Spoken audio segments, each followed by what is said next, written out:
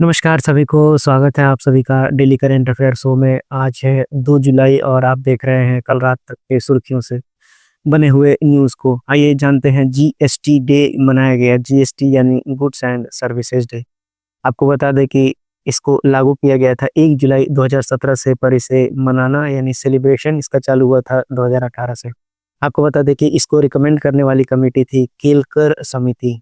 वहीं आपको बता दें कि टैक्स के 2 प्रकार होते हैं, एक डायरेक्ट टैक्स है और दूसरा इनडायरेक्ट टैक्स।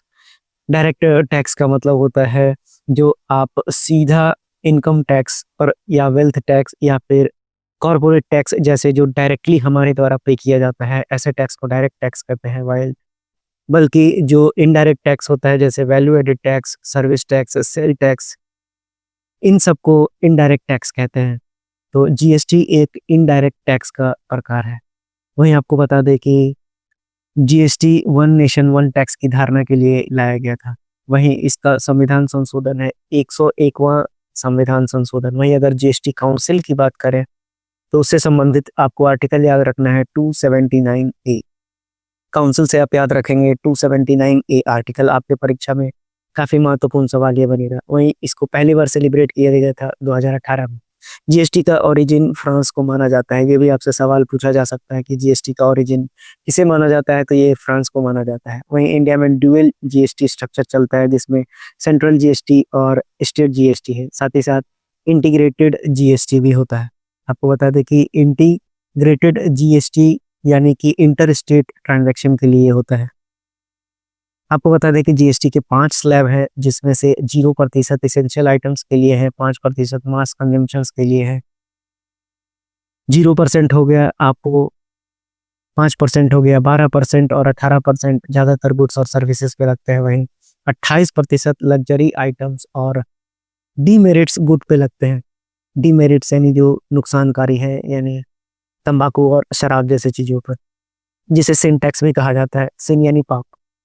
बता दें 0% में milk, education, health, salt, food grain जैसे आइटम्स आएंगे। वहीं 5% में sugar, packed paneer, edible oil, footwear जो 500 के अंदर है, electronic vehicles, restaurant, economy class air ticket भी। 12% में बटर, घी, कंप्यूटर, मोबाइल, अम्ब्रेला, होटल्स। और 18% में ice cream, cornflakes, printers, pasta, aluminium foil जैसे चीजें आएंगी। वही 28% AC, gaming, online gaming, casinos, cement वगैरह पे, जो मैंने आपको बता दिया। तो ये थी जीएसटी से संबंधित बातें जो आपके एग्जाम के लिए काफी महत्वपूर्ण थी, जो आपको याद रखना है। बढ़ते हैं अपने अगले करंट अफेयर की ओर, जहां नेशनल डॉक्टर्स डे 1 जुलाई को मनाया गया। आपको बता दें कि इस वर्ष की थीम है behind the mask, who heels the healers. वहीं आपको ये भी पता होना चाहिए कि ये मनाया जाता है डॉक्टर विधान चंद्र रॉय, जो कि एक रिनाउंड फिजिशियन और former chief minister West Bengal के थे, जिनका बर्थ और डेथ एनिवर्सरीज दोनों 1 जुलाई को ही होता है। आपको बता दें कि इस डे का मकसद होता है अपने आप को डेडिकेशन और कंट्रीब्यूशन दिखाना डॉक्टर्स का सोसाइटी के प्रति, खासकर हील करने में, प्रोटेक्टिंग और कम्युनिटीज को सपोर्ट करने में। तो ये था दूसरा करंट अफेयर जहाँ पर आपको नेशनल डॉक्टर्स डे से संबंधित चीजें याद रखनी थी। बढ़ते हैं अपने अगले करंट अफेयर की ओर, जहाँ पर कि बिहार ने अनाउंस किया है इंडिया का पहला ई वोटिंग मोबाइल ऐप। इसके बारे में मैंने कुछ दिन पहले काफी विस्तार में बताया था, उसके फायदे नुकसान सब कुछ मैंने उस वीडियो में समझाया था। तो आपको बता दें कि बिहार देश का पहला राज्य बन गया है जो ई वोटिंग लॉन्च करने वाला राज्य बन गया है। आपको बता दें कि पोलिंग 6 नगर पंचायत और 36 दूसरे म्युनिसिपल बॉडीज में कराए जाएंगे। आपको बता दें कि उस ऐप का नाम है ESEC-BHR। फिर से बता दूं, ESEC-BHR ऐप इसका नाम है। आपको बता दें कि बिहार की राजधानी है पटना। वहीं अगर यहाँ के सीएम की बात करूँ तो नीतीश कुमार हैं, और गवर्नर बहुत ही फेमस जो बार बार आपसे एग्जाम में पूछा जाएगा, आरिफ मोहम्मद। वहीं बिहार का फॉर्मेशन भी आपसे परीक्षाओं में पूछा जाता है 22 मार्च 1912 को। आपको बता दें कि बिहार दूसरा लार्जेस्ट स्टेट है पॉपुलेशन के दृष्टिकोण से, ये भी बात आप याद रखेंगे। वहीं यहाँ की लिटरेसी रेट है 74.3%, और सेक्स रेशियो अगर 2019-20 की देखें तो 1090 पुरुष है प्रति 1000 महिलाओं पर। तो ये थे इस करंट अफेयर से बनने वाले सवाल। आइए बढ़ते हैं अपने अगले करंट अफेयर पर, जहाँ पर कि अमेरिका में काम करने वाले भारतीय पेशेवरों और भारत में पैसा भेजने वाले अनिवासी भारतीयों यानी एनआरआई को बड़ी राहत देते हुए one big beautiful bill act यानी कि OBBBA के अपडेट ड्राफ्ट ने प्रेषण पर कर की दर को घटाकर 1% कर दिया है, जो मूल रूप से प्रस्तावित 5% से कम है। आपको ये थोड़ा सा मैं डिटेल में बता देता हूँ कि यह कर नगद मनी ऑर्डर या कैशियर चेक के माध्यम से किए गए प्रेषण पर लागू होगा। मई में 5% प्रस्तावित बिल के हाउस संस्करण में कर की दर को घटाकर 3.5% कर दिया गया। संशोधित वन बिग ब्यूटीफुल बिल में कहा गया है कि किसी भी प्रेषण हस्तांतरण पर ऐसे हस्तांतरण की राशि के 1% के बराबर कर लगाया जाता है। यानी कि साफ साफ शब्दों में लिखा हुआ है कि there is hereby imposed on any remittances transfer a tax equal to 1% of the amount of such transfer. आपको बता दें कि अपडेटेड ड्राफ्ट में यह भी कहा गया है कि किसी भी प्रेषण हस्तांतरण के संबंध में इस धारा द्वारा लगाया गया कर ऐसे हस्तांतरण के संबंध में प्रेषक द्वारा भुगतान किया जाएगा।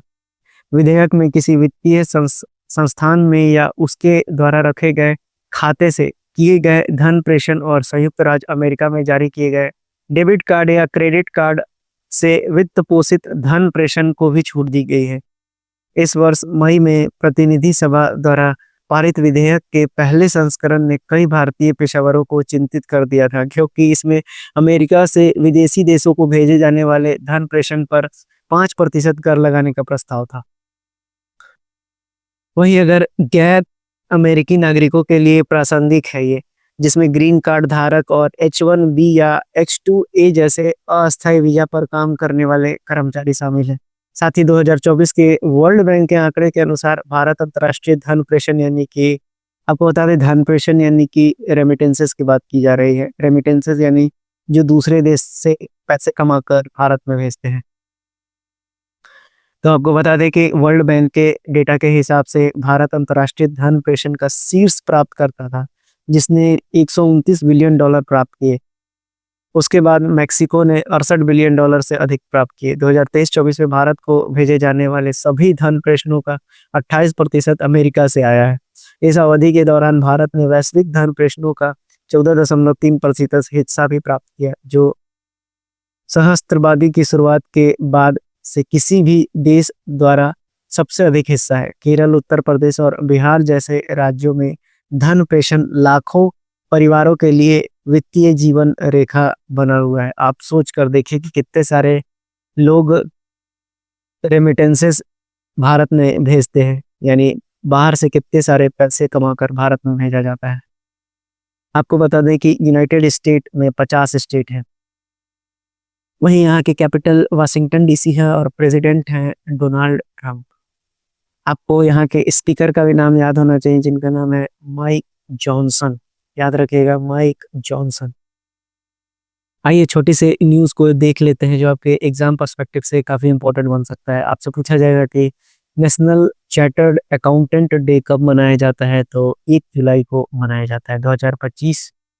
इस बार की 76वां आपका नेशनल CA डे मनाया गया। आपको बता दें कि इसका फाउंडेशन जो है institute of chartered accountant of India यानी ICAI, जो कि एक कंट्री का प्रीमियर रेगुलेटरी बॉडी है अकाउंटिंग प्रोफेशन के लिए, उसके लिए ये मनाया जाता है आपका 1 जुलाई को नेशनल चार्टर्ड अकाउंटेंट डे। आइए बढ़ते हैं अपने अगले करंट अफेयर की ओर, जहाँ पर कि एट सी ऑब्जर्वर मिशन को लॉन्च किया गया है। ये किया गया है क्वाड के द्वारा।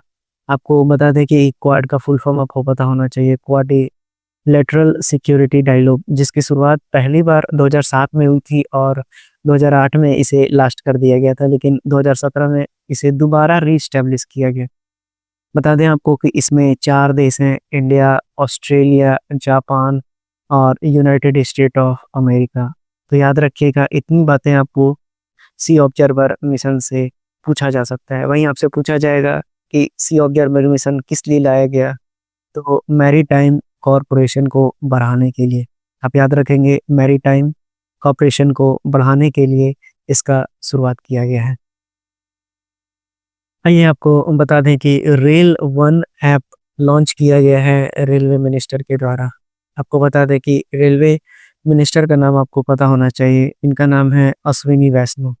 अश्विनी वैष्णव आपके रेल मिनिस्टर हैं। वहीं आपको याद रखना है कि रेल वन ऐप का अनावरण किया गया है। ये एक वन स्टॉप प्लेटफॉर्म है। अब वन स्टॉप प्लेटफॉर्म का मतलब क्या हुआ कि आप सारी चीज़ों को यहाँ से आसानी से एक्सेस कर पाएंगे, सारी सर्विसेज को, चाहे वो टिकट से संबंधित हो, इंक्वायरीज से संबंधित हो, पीएनआर से संबंधित हो, या फिर आप कहीं जर्नी प्लान कर रहे हो उससे संबंधित हो, या फिर आप रेल मदद से संबंधित देख रहे हो, या फिर फूड देख रहे हो ट्रेन पर। आपको बता दें कि इसका फाउंडेशन डे क्रिस के फाउंडेशन डे पर ये लॉन्च किया गया है। क्रिस के फाउंडेशन डे पर इसको लॉन्च किया गया है।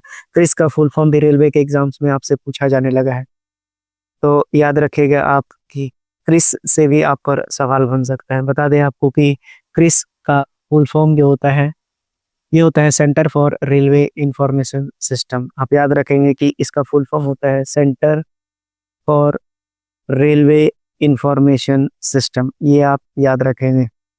आपसे इतने ही सवाल पूछे जाएंगे इस करंट अफेयर से।